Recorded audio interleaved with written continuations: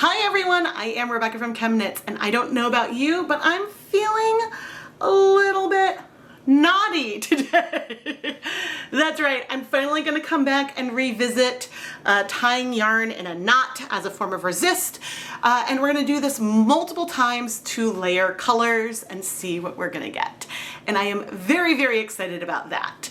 Before we jump in further, I want to give a huge shout out and thank you to today's lab partner, Veronica Fenton. Veronica, thank you so much for being my lab partner today, and a belated happy birthday! Oh, I'm so excited. The yarn we're going to be dyeing today is Knit Picks Swish DK.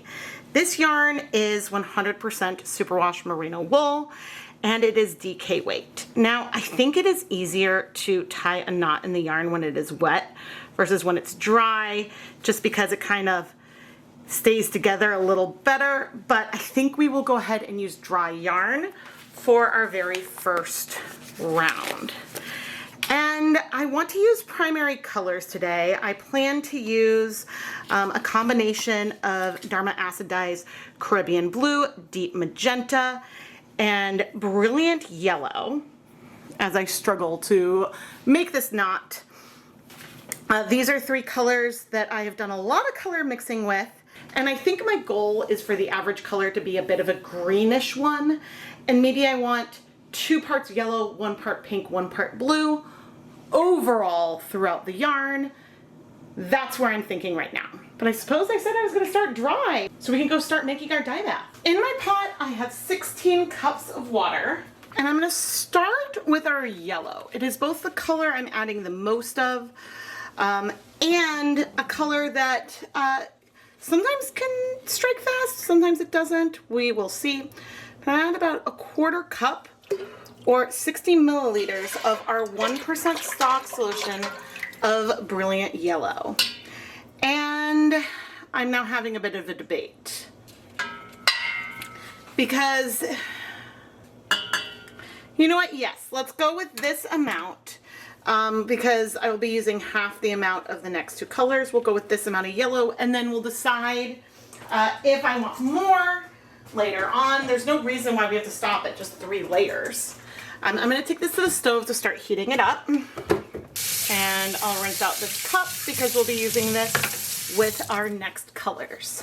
As we heat this up, we need to add acid. I'm going to add 4 tablespoons, 2, 3, 4 tablespoons of white vinegar, and now we'll wait. It'll probably take, gosh, 15 minutes at least to heat up. 15 minutes in, we are warm, not hot, but warm, and we're gonna go.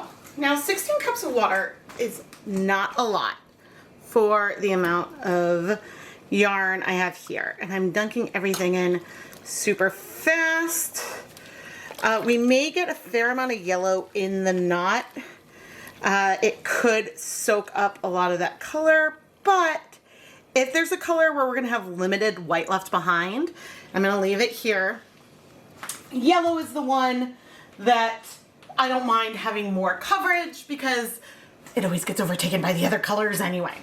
So, I mean, I was like, okay, we're going to just leave it here, but I want to peek. We still have yellow in there, and I do see some white in our knots. That is great. All right, now we are going to be patient.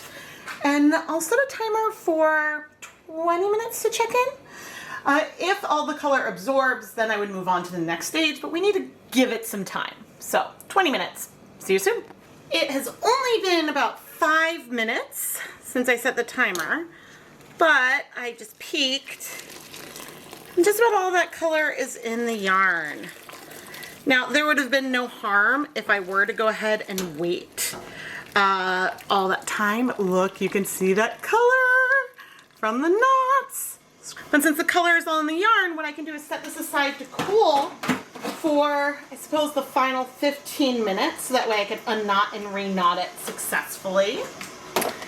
And in the meantime, I can turn this heat to low, and well, soon we will reset it with our next color, which I think is going to be pink. This is the third time I've played with knots, and so these are still warm. I'm going to use the tongs to help me untie it. And you'll see I added zip ties on. There we go. Woohoo! There's sun in the way, but you can see we've got some white patches, a lot of yellow. I'm going to quickly unknot the other two. Alright, now the zip ties were approximately on one end.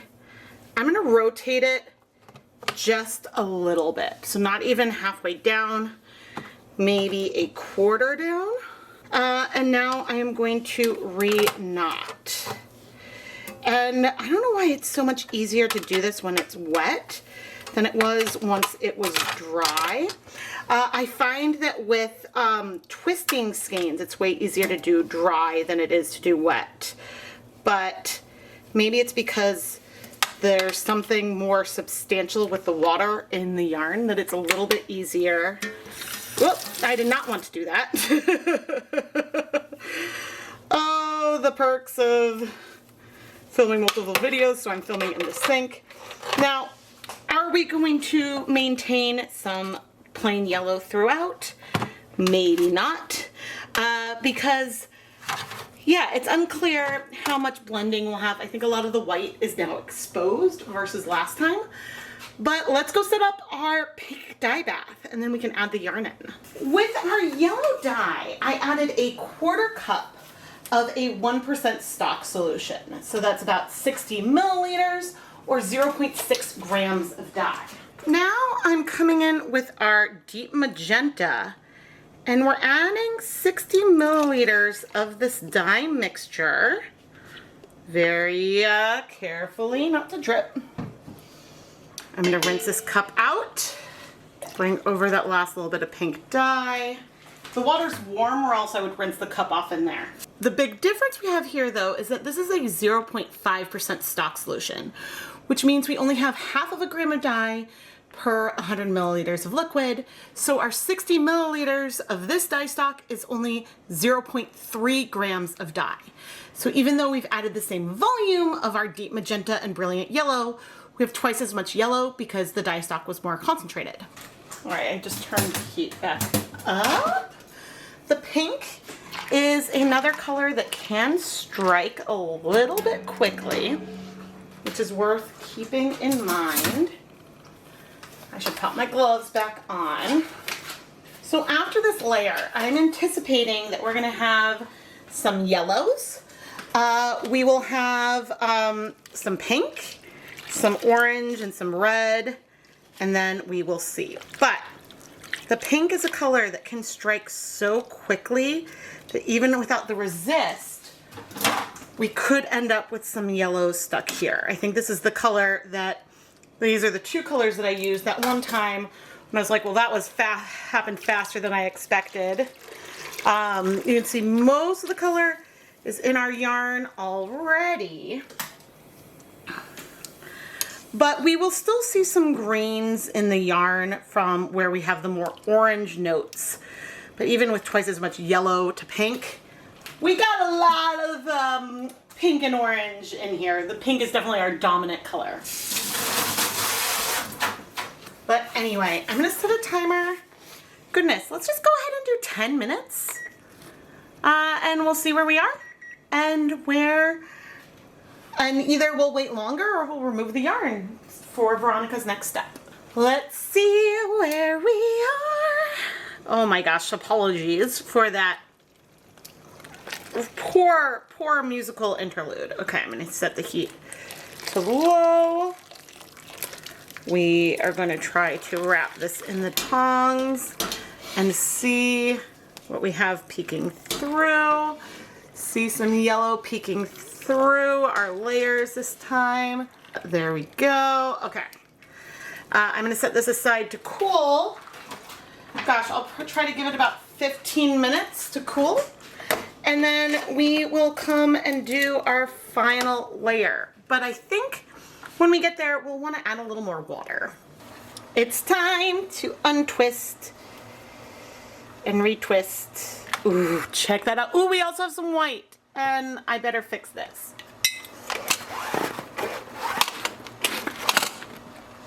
There we go. Because you guys want to see the yarn, not the sun coming in through my window. Oh, now this is just pretty as it is. I'm thrilled that we have a little bit of white in there still. This means that we have a chance, depending on where I pop the knot the next time, there is a chance we could have some true blue in there, along with green and more muted colors. Okay, now how much do we want to shift things? 'Cause it'd be cool if some yellow is still left. I have no idea which way I shifted things last time, but let's just go sort of like a quarter of the way down, kind of going to the top of where one of the knots is. I have no idea how much will be in the center versus being exposed, but isn't that part of the fun of this? And we know we're going to get some really, really pretty colors. Okay.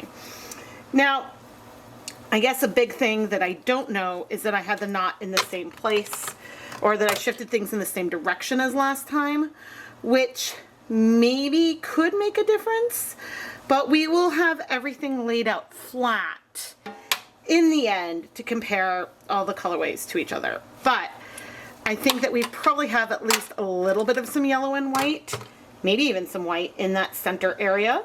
It's hard to say. Just getting all these zip ties ready.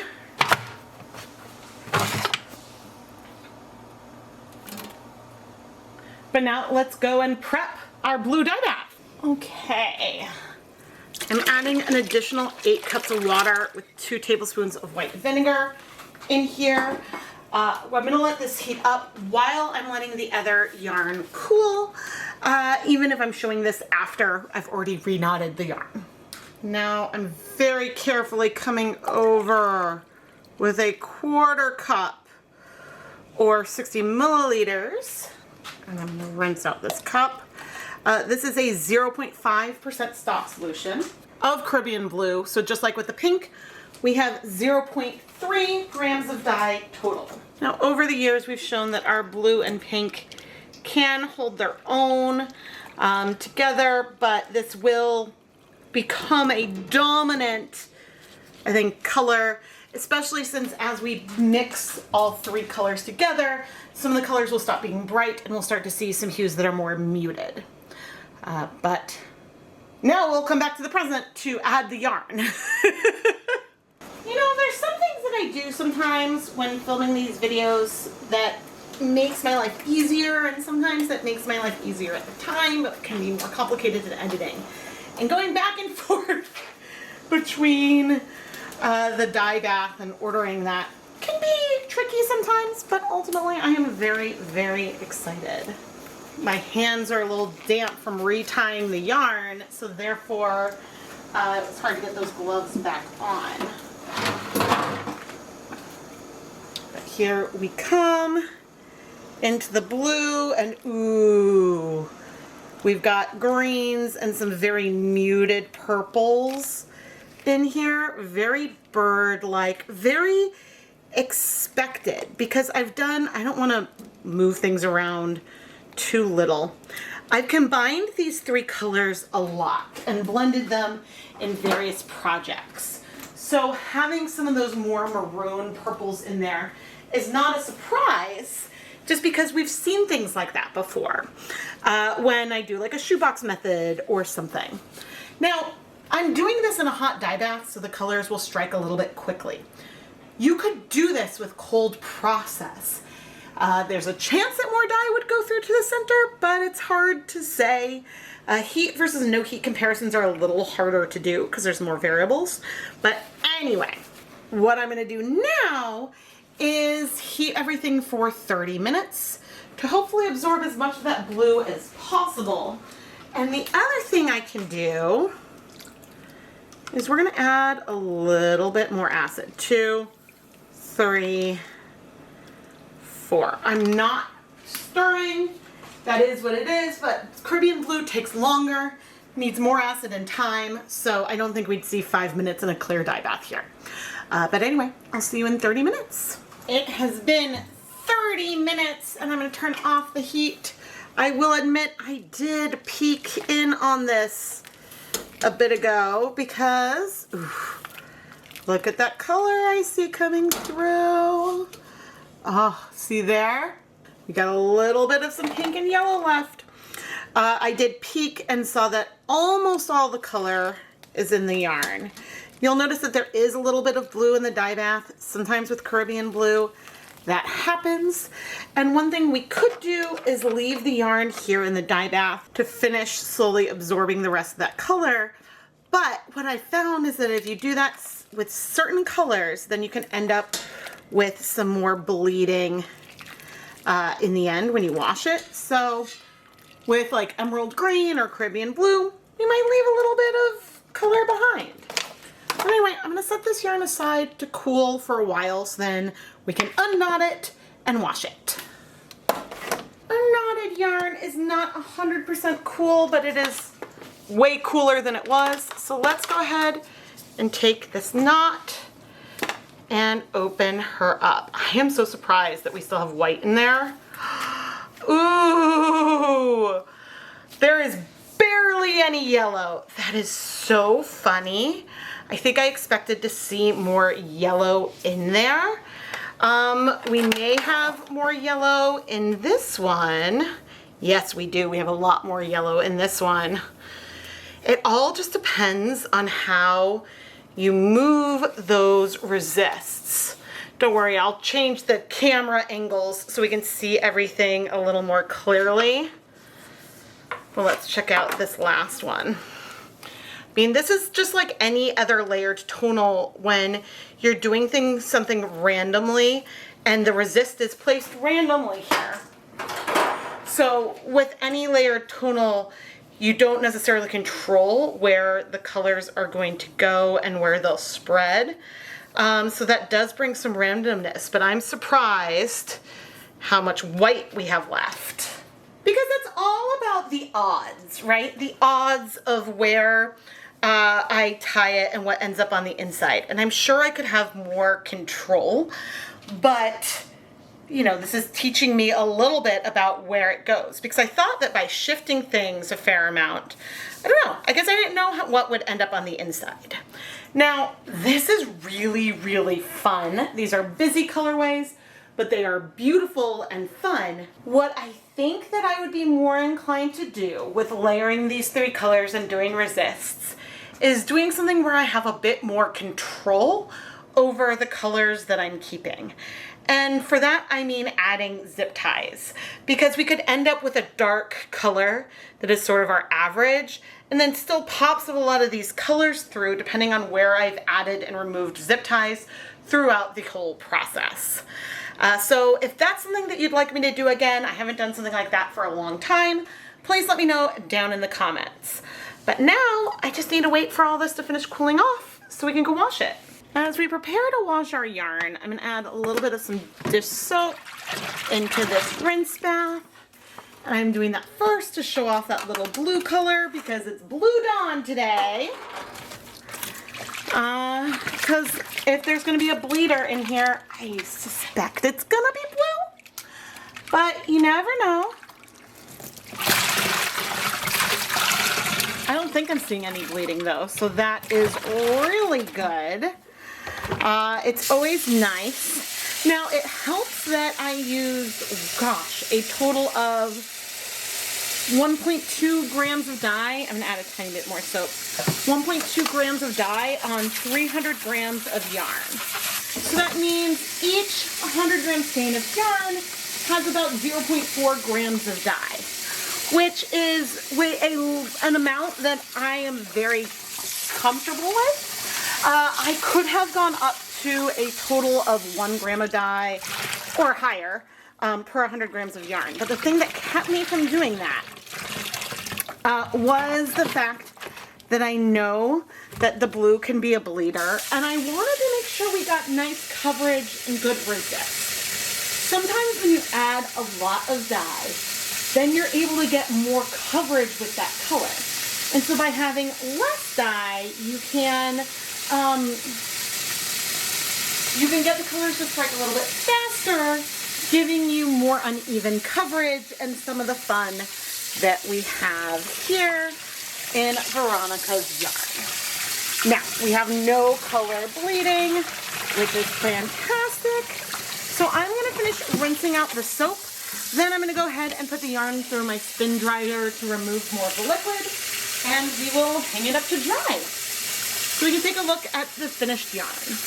Here are the 3 naughty yarns.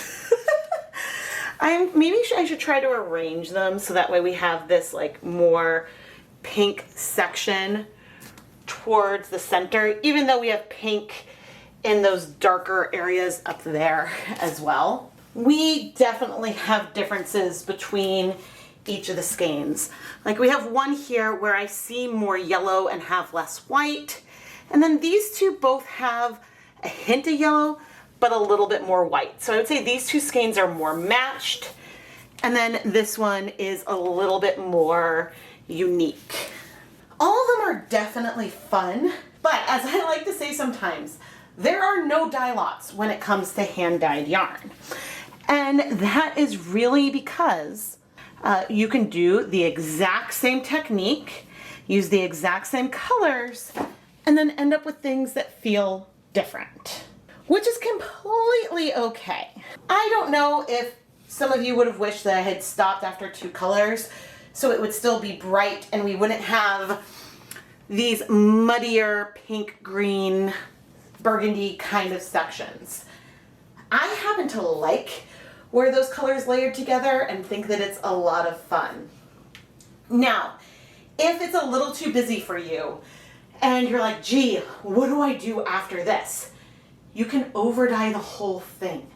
Glaze it in black or navy, and it will help not eliminate the contrast between, say, the more white areas and the more muted areas, but it'll sort of make it feel more cohesive and a little bit less wild. But I happen to love the wildness, don't you? The one thing I have to wonder now, although, wait a minute, I forgot about the technique. I was gonna say, ooh, are the 2 with more white, or are those on the edges of the pan and the other one in the center? But everything was immersion dyeing. So I don't know. I think that most likely with the 2 with white, some of that white area ended up at the same place inside the knot both times. And so I think that there's a randomness to the technique, and so it can be harder to not have coverage everywhere. I think it would really depend, and you'd have to do a little bit more planning to really make sure that different areas of the yarn are sort of encapsulated within a knot. But what you can do is you can layer different resist techniques together. And that in that way you could ensure, if you said, if, for example, we use zip ties, we could ensure some white was left behind, or we could ensure that we had some yellow and blue and pink left behind. So there are options for sure, but if you want to see me explore more, please subscribe and turn on notifications so you never miss a new video. Veronica Fenton, thank you so much for being my lab partner for today's episode of Dyepot Weekly, and belated happy birthday! I really hope that you've enjoyed this project and that you are going to absolutely love your yarn. And if you love the yarn I dye, go and check out the listings in the ChemKnits Creations Etsy shop. My shop is filled with hand-dyed yarn that's been featured in my videos. And if you want to become a lab partner like Veronica, there are listings in the shop as well. Feel free to message me on Etsy if you have any questions about signing up to be a lab partner. Veronica, thank you again. And now, as I sit and admire these colors, I just have to smile. This yarn makes me so happy. I love also playing with primary colors.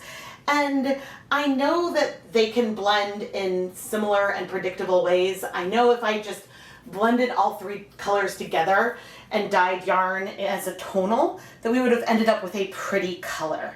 And so that helps me be confident when I'm layering them in this way, because I had a feeling of where we could end up, and where we ended up was fantastic.